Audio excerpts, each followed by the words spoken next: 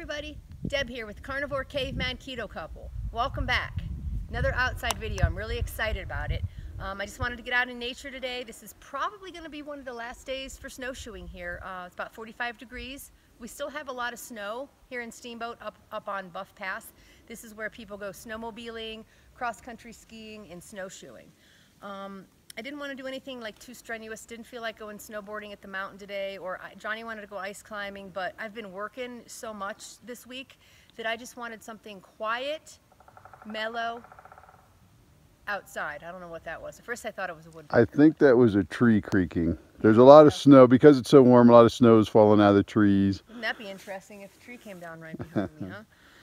So anyways, guys, the video today, you're probably wondering what the heck, because Johnny and I promote fasting so much, and I am coming off a 48-hour water fast. It was intended to be a 24-hour fast, because usually I don't do real well with stuff over 24 to 36 hours. So I was working the past 2 days, and I'm like, you know what, I'm going to do a 24 just because I feel like I needed it.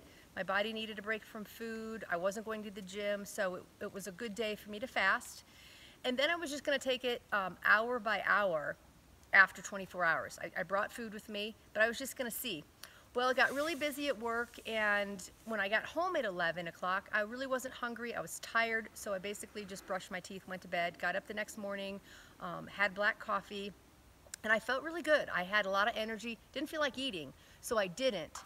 Went to work that day at 2, took food with me just in case, but didn't need it, and so got up this morning and broke my fast, and it had been 48 hours, and felt really good with it. But I am not recommending this I'm going to say to most people right now, because what I believe and what I have found, that people are metabolically not healthy enough and hormonally not healthy enough to do extended fasts. And let me explain what I'm talking about. I'm not talking about intermittent fasting. I think a 6 to 8 hour feeding window every day for people, for most people, is a good idea. I'm talking about 24 hours and over. Because you guys, what happens, I don't know if you're familiar with what fasting does. It does a lot of good. It has a lot of benefits, you know, autophagy, just giving your digestive system a break. It lets the cells repair. It lets the body get rid of bad cells. It lets them rejuvenate the damaged ones and, you know, recycle them basically. What it also does is it causes stress on the body. But it's a good stress. It's the same kind of stress when we work out really heavy and the muscles in the body is put through that stress, and then the recovery process happens. You know, the muscles break down, recovery happens, muscles get stronger. The same thing happens when we get a cold or the flu. It's stress on the body, but we build antibodies and we're actually a little bit healthier after that happens. Same thing with cold and heat therapy. It's short-term stress on the body, but it helps the immune system get better. It's not the long-term stress of, you know, daily stresses of work and that sort of thing I'm talking about. It's the short-term stress. But if you have any type of thyroid dysfunction, or from what I understand, like 75% of the population has adrenal issues. And you know, adrenal is one of your hormones. Hormones are very sensitive, and once they're damaged, they're super difficult to heal.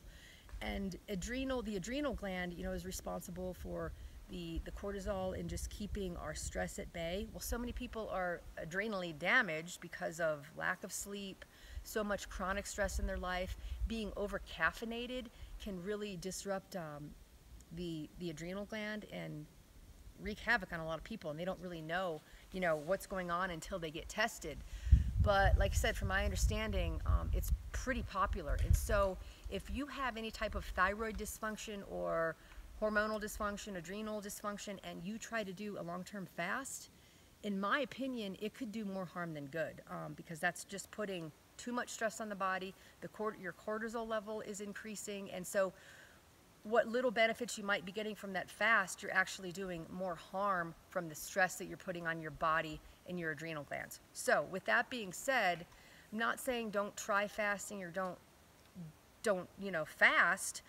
Just be conscious of that and kind of, I don't know, if most people know their adrenals are out of whack or not right. I know that I'm pretty healthy. I get great amount of sleep. I don't wake up in the middle of the night. I don't have insomnia. Don't get moody. I think that I'm pretty metabolically and cellularly healed. So I'm not afraid to fast.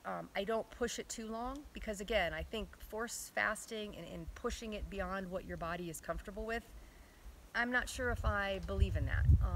I know a lot of people do, and some people say that they've healed by doing these 14-day, 30-day fasts. That's a little too long for me. Still researching that and still experimenting with over 36 hours.